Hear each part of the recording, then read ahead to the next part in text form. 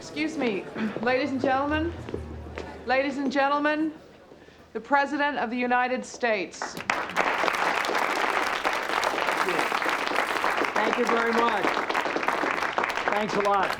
I wish I could spend more than a few minutes with you, but the polls don't close in the East for another hour, and there are plenty of election results still left to falsify.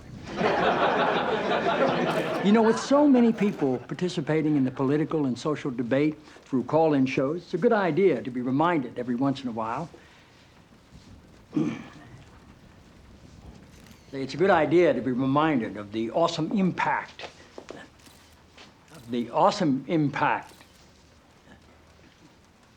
I'm sorry, you're Dr. Jenna Jacobs, right? Yes, sir.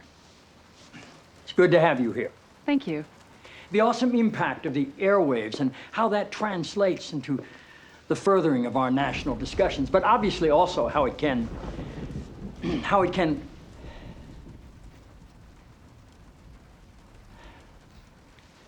Forgive me, Dr. Jacobs. Are you an MD? A PhD. A PhD? Yes, sir. In psychology? No, sir. Theology? No. Social work? I have a PhD in English literature. I'm asking because on your show, people call in for advice, and you go by the name Dr. Jacobs on your show, and I didn't know if maybe your listeners were confused by that and assumed you had advanced training in psychology, theology, or healthcare. I don't believe they are confused, no, sir. Good. I like your show.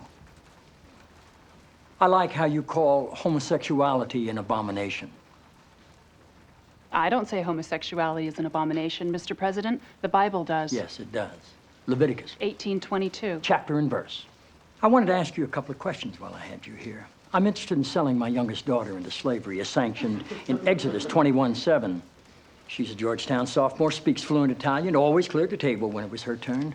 What would a good price for her be? While thinking about that, can I ask another? My chief of staff, Leo McGarry, insists on working on the Sabbath.